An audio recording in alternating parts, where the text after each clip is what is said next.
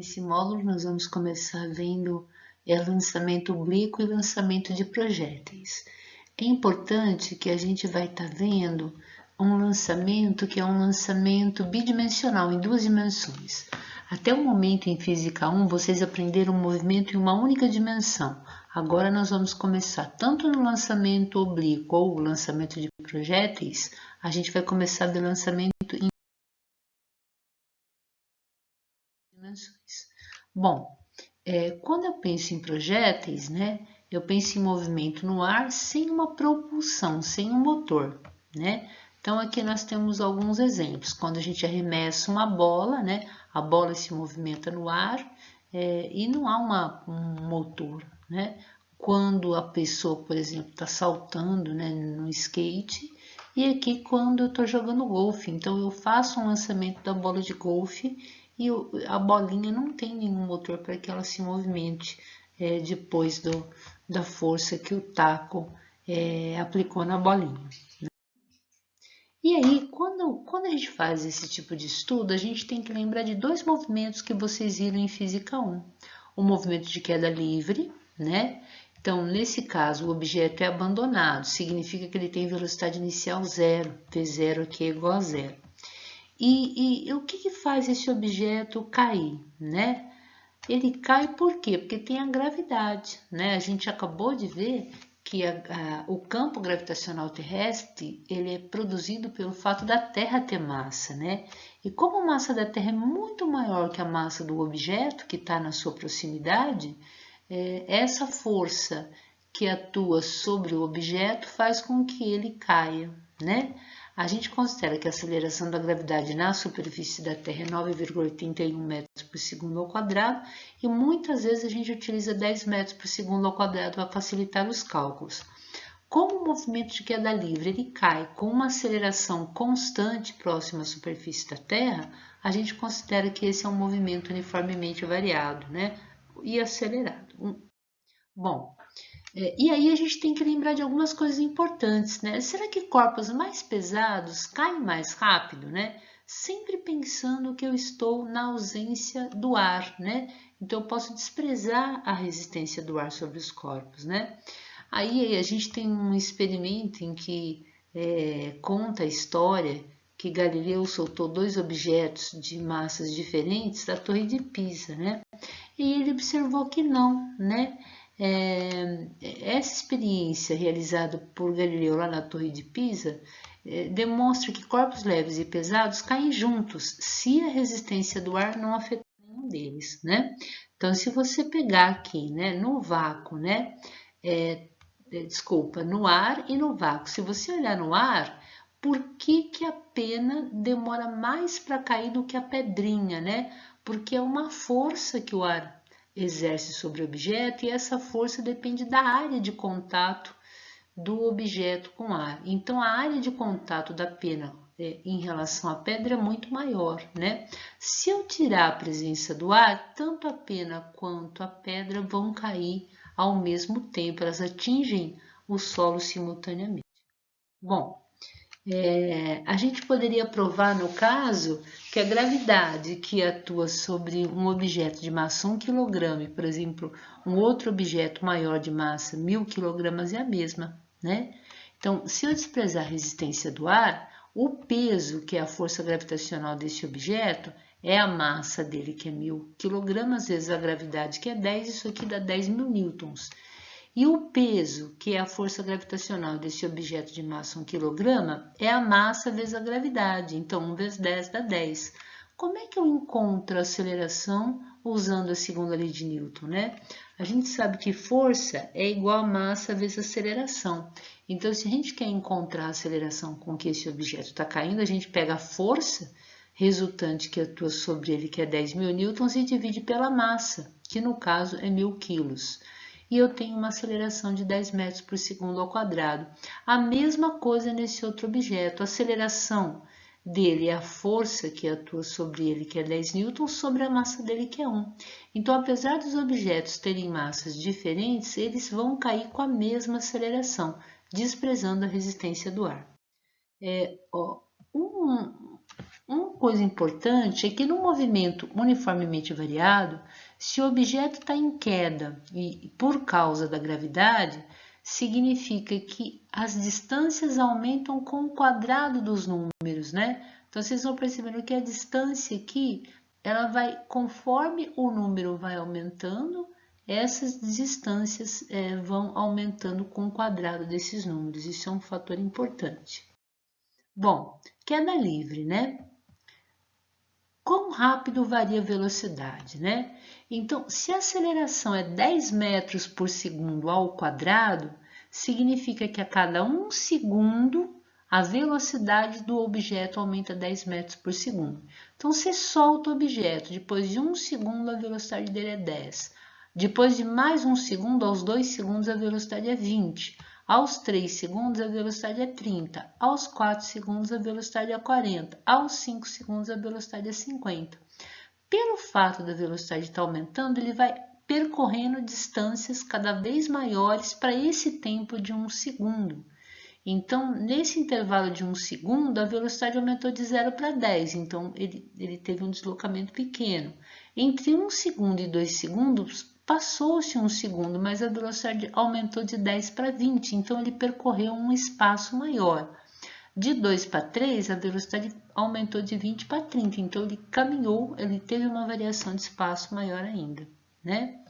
Agora, é muito importante então perceber que de 0 a 1 segundo ele desceu 5 metros, de 1 a 2 ele desceu 15 metros, de 2 a 3 ele desceu 25 metros, de 3 a 4 ele desceu 35 metros, ou seja, apesar da velocidade estar aumentando de 10 em 10, a cada 1 segundo, a gente vê que aqui a cada 1 segundo, as distâncias que ele percorre não está aumentando de um valor contínuo.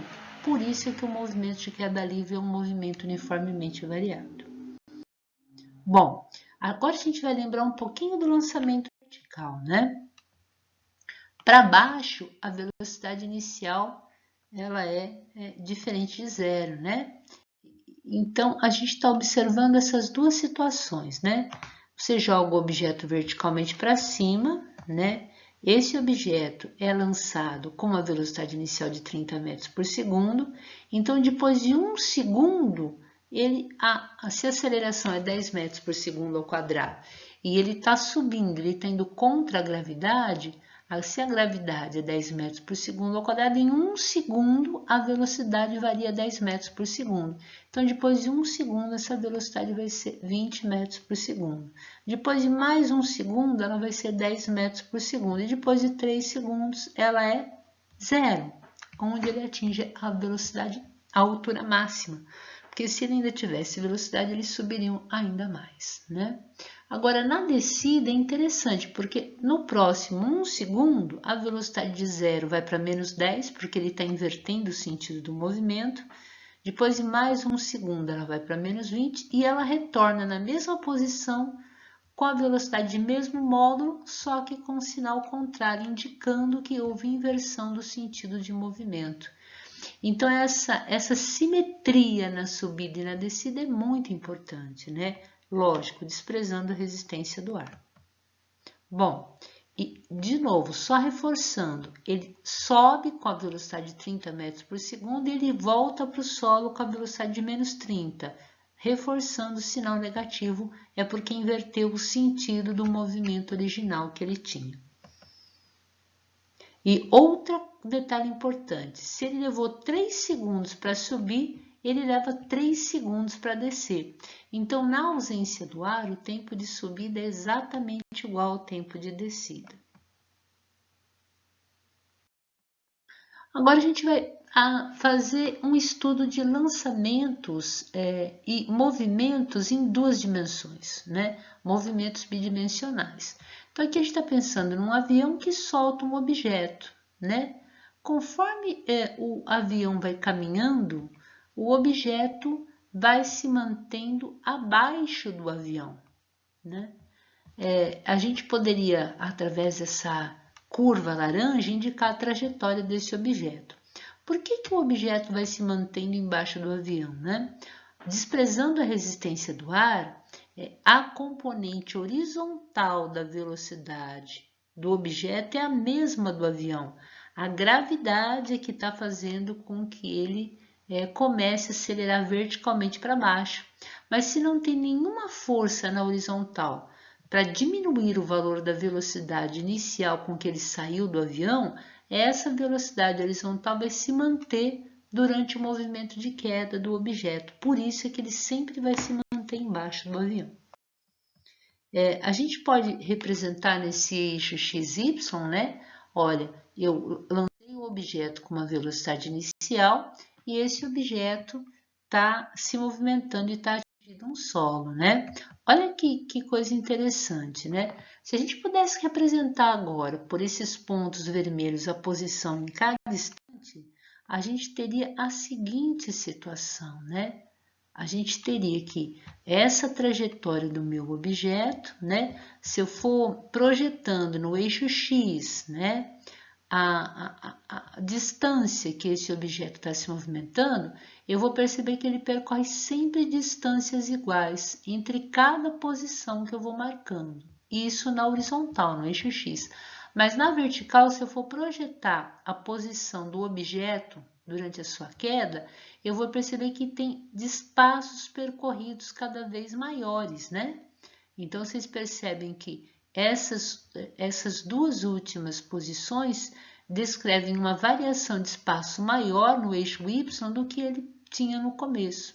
O que eu entendo disso, né? Que nesse lançamento, que é o lançamento horizontal, não havia força no eixo X. Então, no eixo X ele teve movimento uniforme. E no eixo vertical, a aviação da gravidade. Então, ele teve um movimento uniformemente variado, né? Muito importante a gente observar isso, né?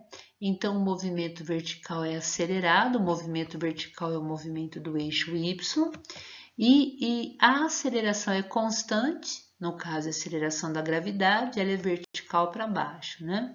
Aceleração é igual a 10 metros por segundo ao quadrado. Agora, a componente horizontal da velocidade não variou, né? Por isso é que eu estou vendo que os espaços percorridos entre duas posições consecutivas não mudou, significando que na horizontal a velocidade, a componente horizontal da velocidade é constante, representando um movimento uniforme, né? O movimento horizontal e vertical são independentes um do outro, mas com o tempo em comum.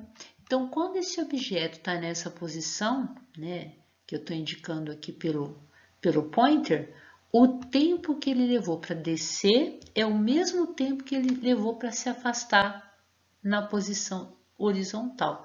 E para qualquer momento que eu olhar o objeto, penso que ele é um movimento em que a simultaneidade entre o tempo de queda e o tempo de afastamento da posição horizontal. Bom, aqui nós temos uma imagem disso, né?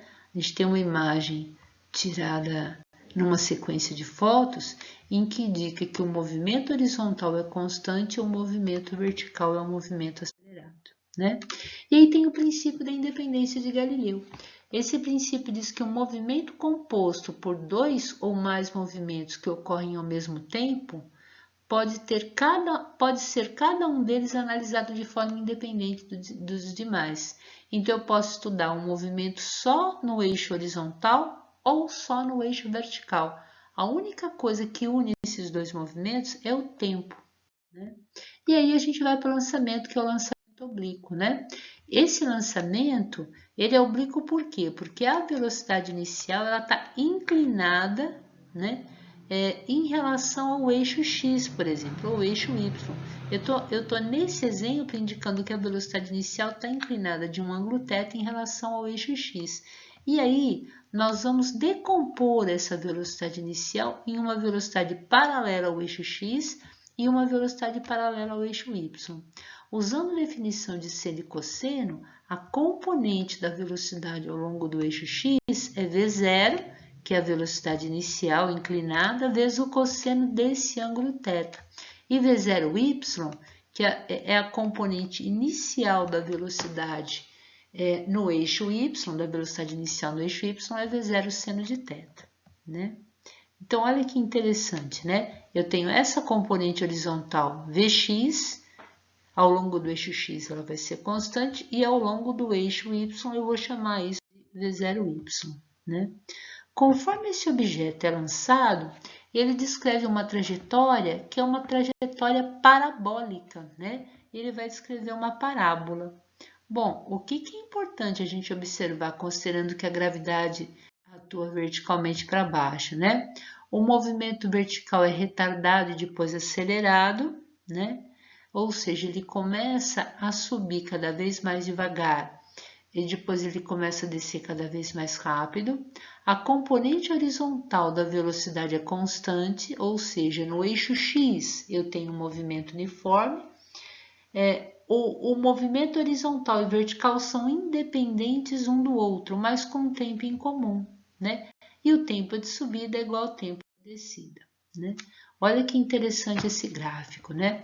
Então, se a gente observar essa componente inicial V0x, o tamanho desse vetor, ele sobe, o tamanho do vetor continua constante. No ponto mais alto, ele continua sendo puxado com a mesma velocidade inicial para a direita. A mesma coisa, essa velocidade no eixo X, ela continua mesmo na descida. Já a componente V0y, ela vai diminuindo. Então, o tamanho desse vetor, depois de um tempo, ele diminui, até que no ponto mais alto ele para de subir, então ele não tem a componente Vy, é fundamental isso. Então, toda vez que você lê um problema, ele fala que o objeto chegou num ponto mais alto com uma velocidade, que velocidade que era essa? É o V0x, porque o Vy faria esse objeto ou subir ou descer, aqui ele está no ponto mais alto. Ele não tem velocidade ao longo do eixo Y e a partir daí ele começa a descer com essa velocidade aumentando cada vez mais, né? Bom, trajetória e alcance horizontal, né? A gente vai ver aqui, para cada cor dessa, a gente tem ângulos de inclinação diferente. Então, a gente tem aqui 15 graus, é a curva verde, né? Essa curva laranja, quando ele é lançado de 30 graus, a curva preta é quando ele é lançado de 45 graus, e prestem atenção, para 45 graus é quando o corpo consegue ter um afastamento máximo em relação à origem, ou seja, ele tem um alcance horizontal, alcance essa distância que ele se afasta desse ponto, né? 60 graus, ele tem atinge uma altura maior, mas um alcance menor, e 75 graus ele atinge uma altura maior do que os outros. Então, quanto maior a inclinação, ele atinge uma altura maior, né? Agora, o alcance, que é essa distância que ele cai em relação à origem, ela é maior para um ângulo de 45 graus. Bom, esses slides, né, foram utilizados a partir do material do professor Almir Amaral, que está disponível no YouTube, tá? No YouTube não, na internet. Então, vou fazer exemplos, filmar exemplos e deixar disponível para vocês também.